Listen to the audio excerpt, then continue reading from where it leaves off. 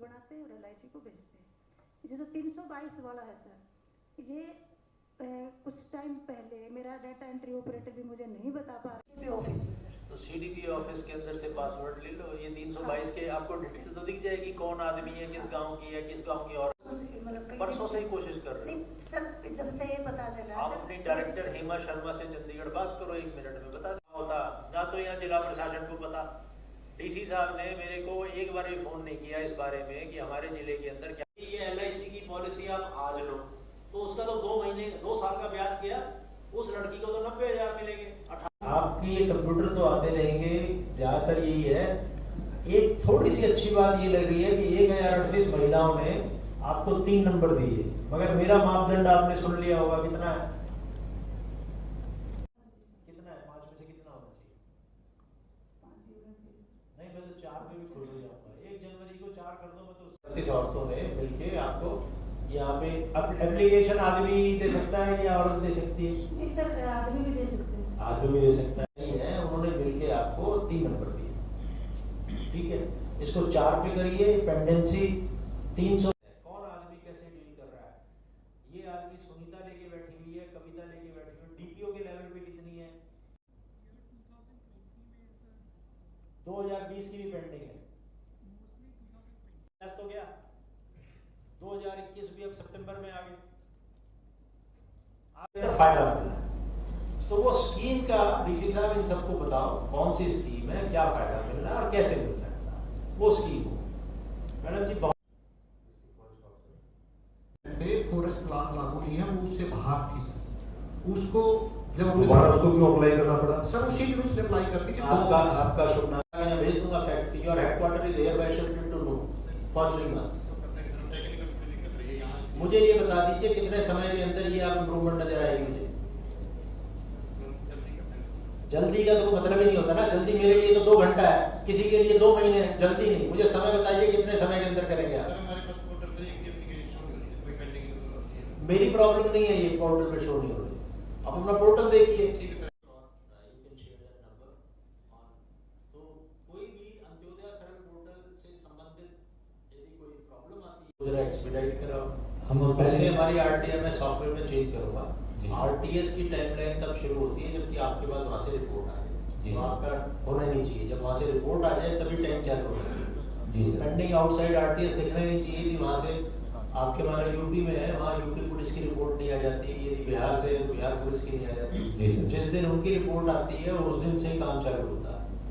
आपकी केवल 5 सर्विस यहाँ पे दिखाई हुई है, एक्चुअली में तो आपके 26 सर्विस है। कुछ आपके पोर्टल में है 26 सर्विस के अंदर से 10 सर्विस आपकी ऑफलाइन भी है।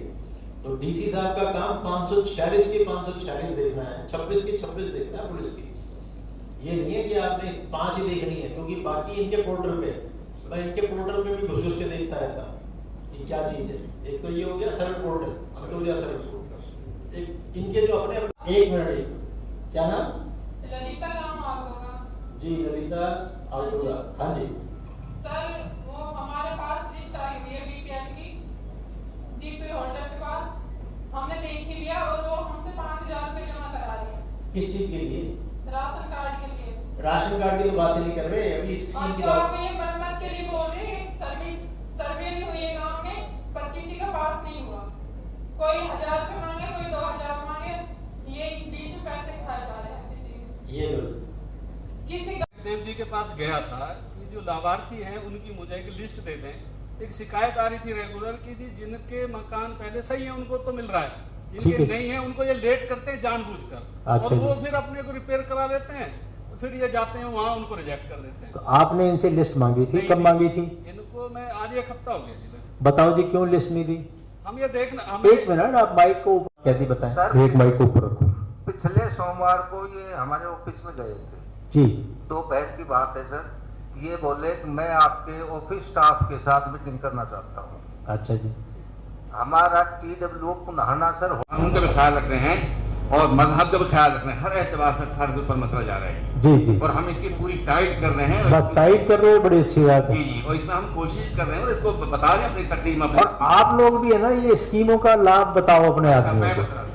सर मैं पहले तो आपको खुशामदीद कहता हूँ कि आप तशरीफ लाए। धन्यवाद जी। बात करते हैं। है सरकार की। और एक बात आप मानो, सरकार के पास पैसे की कमी नहीं है। कैप्टन शक्ति ढाका जी, एडीसी, तो सेवा का अधिकार जो कानून बना हुआ है उसके तहत आपके सेवा के अधिकार हैं, आपको सेवाओं के अधिकार दिए हुए हैं, जिसके बारे में हमने बातचीत की। 546 ऐसी हैं, इसके बारे में चर्चा हो चुकी। कौन कौन सी हैं आपने देखा होगा, बहुत सारी ऐसी हैं जो हमारे रोज के जीवन से जुड़ी हुई हैं, कुछ ऐसी हैं जो अभी रोज के जीवन से नहीं जुड़ी हुई, जिनको हम ढूंढ रहे हैं। की समस्या नहीं, ये जो सेवा का अधिकार कानून जो बना हुआ है 2014 से, उसके बारे में जिला की जो प्रगति है उसकी समीक्षा की गई है और उसमें ये देखा कि इन्होंने पिछले 3 महीने के अंदर इसमें अच्छी तरक्की की है, थोड़ा सा प्रयास करके, और जो इनका स्कोर कम था 10 में से वो 9.2 के ऊपर आ गया है। परंतु आयोग की अपेक्षा ये है कि इसके अंदर और बढ़ोतरी की जाए और इसको 1 जनवरी तक कम से कम 9.9 पे लाया जाए। साथ ही साथ आयोग ये भी देख रहा है कि क्या जनता ये जो सेवाएं दे रहे हैं विभिन्न विभाग, इससे संतुष्ट है कि नहीं। कहीं ऐसे तो नहीं कि समय के ऊपर काम करने के लिए थोड़े समय से 1-2 दिन पहले ही उनकी एप्लीकेशंस को रिजेक्ट कर दिया जाए। तो उसकी भी समीक्षा की गई और कई जगह जहाँ पे कमी पाई गई उनको बताया गया है। हमारा जो उद्देश्य है वो यही है कि जनता जो है वो खुश रहनी चाहिए। हमने हैप्पीनेस इंडेक्स जो कस्टमर रेटिंग है उसका लक्ष्य भी रखा है कि कम से कम 5 में से 4 होना चाहिए 1 जनवरी 2022 को। और जितनी भी पुरानी एप्लीकेशंस हैं, 2017 से ये पोर्टल बना था, अंत्योदय सरल पोर्टल, और ये कहा है कि एक लक्ष्य ये भी रखा है, 3 ही लक्ष्य हैं कि ये जो है 1 नवंबर 2021 जो हमारा हरियाणा डे है, तब तक 2021 से पहले की कोई भी एप्लीकेशन पेंडिंग नहीं होनी चाहिए। जिला प्रशासन ने बड़ा 3 महीने से बड़ा अच्छा कार्य किया है।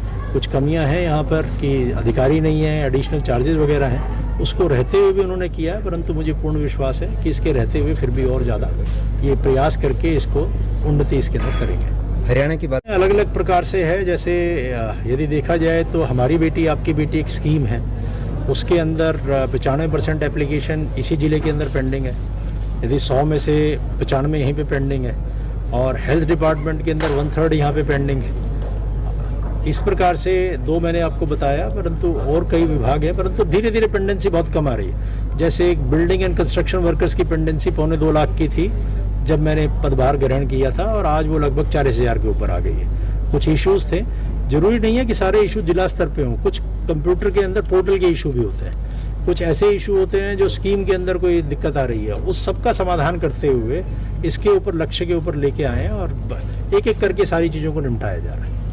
कुछ अधिकारी खिलाफ एक तो पेनल्टी लगाई जा सकती है, जो कि आयोग उनके ऊपर हर केस जो देरी का है उसमें 20,000 रुपये की पेनल्टी लगा सकता है, और 5,000 रुपये जिसका काम देरी से हुआ है उसको 5,000 रुपये दे सकता है। नंबर 2, उसके खिलाफ अनुशासनात्मक कार्रवाई डिसिप्लिनरी एक्शन भी रिकमेंड कर सकता है। और मैंने ये भी घोषणा की है हर जिले के अंदर कि किसी भी व्यक्ति के ऊपर 3 बार पेनल्टी लग गई तो आयोग निश्चित रूप से उसको सेवा से बर्खास्त करने की सिफारिश करेगा। लोगों को किस तरह योजनाएं अभी आपने सुना, इतनी विभागों की 31 विभागों की इतनी योजनाएं हैं, 546 टोटल सर्विस हैं जिसमें स्कीम्स भी हैं।